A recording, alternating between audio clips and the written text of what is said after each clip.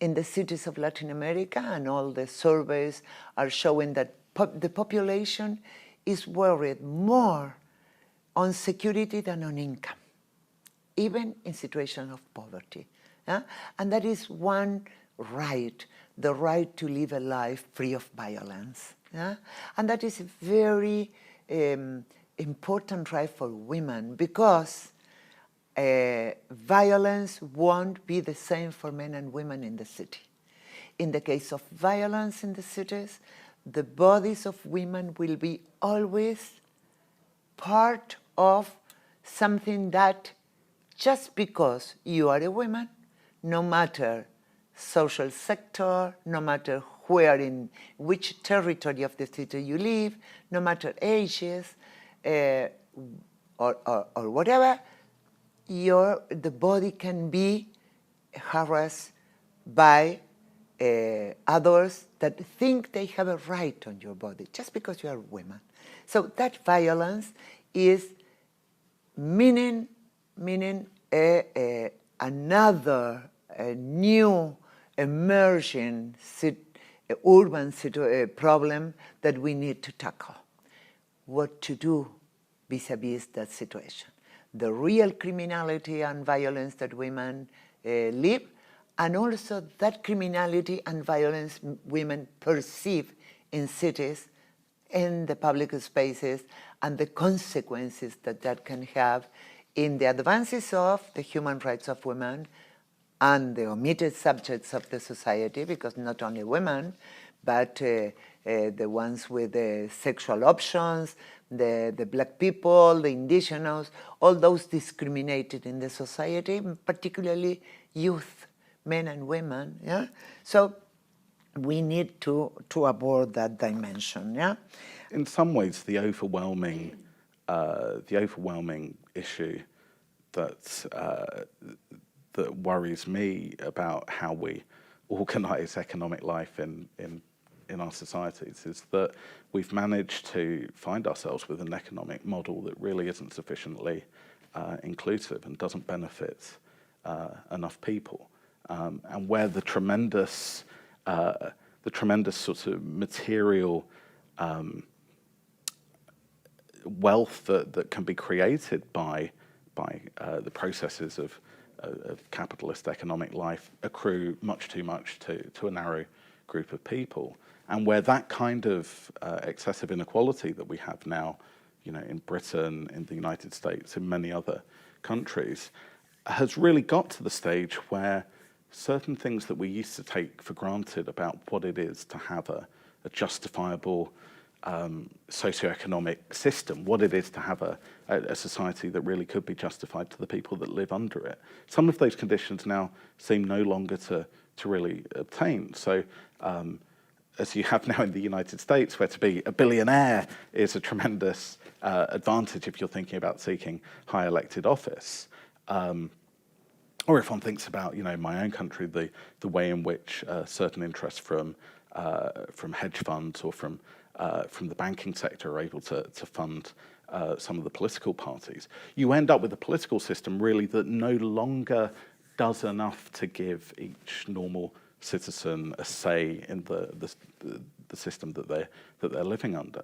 And similarly, we've reached a point where the kind of equality of opportunity that, and if one thinks about the idea of equality of opportunity, it's a very uncontroversial idea in some ways, right? The thought that economic life or political life ought to be organised such that how people get on is down to their talents and hard work, and so. But that's not really an idea that belongs to the radical left, but it's really an idea that's foundational to many people who have a positive account of what a market system can deliver. But we've reached a point in many advanced countries where really that kind of equality of opportunity, whether in the economic sphere or in the political sphere, really has gone, and you have the kind of dynastic transmission of forms of advantage where that's kind of social, economic and political,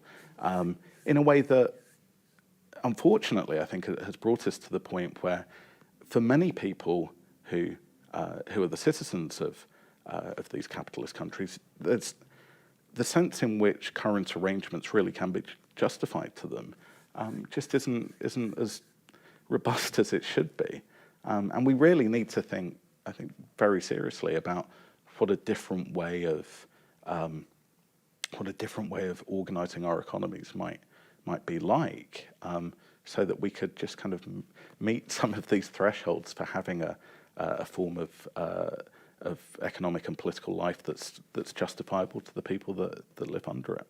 In our discussion of the capitalism and social progress, we decided there are three dimensions of social progress which are really important.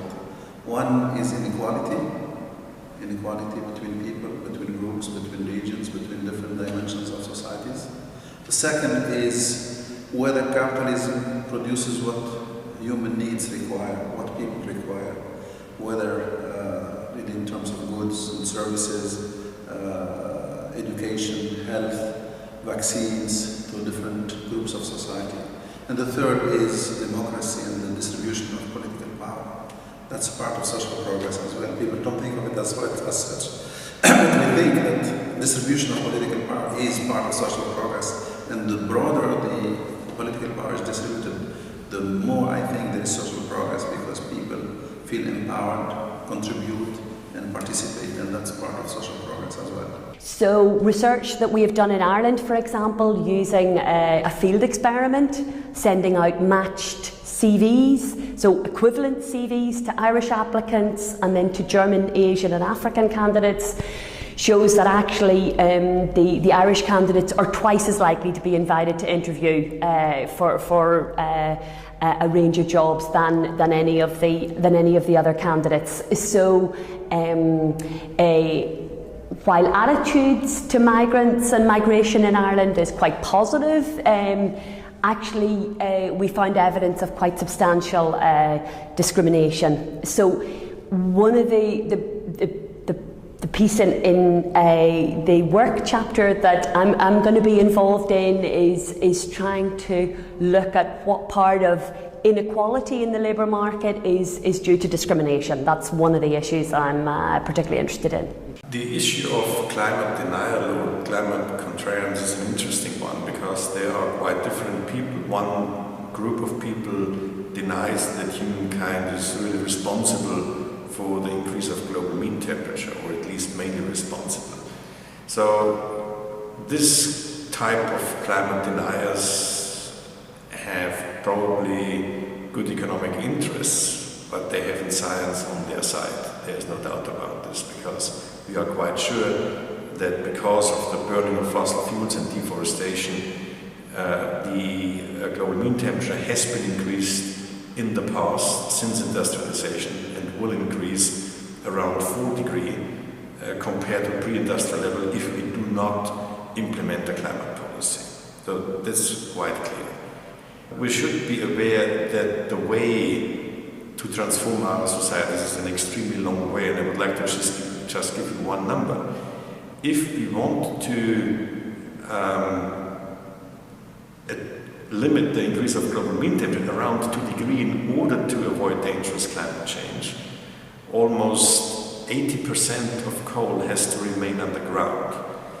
And also oil and gas, dependent on the technologies which we have available, 1 or 2/3 of gas and oil has to remain underground. The owners of oil and gas are not happy to do this, and there are a lot of economic interest, vested interests here.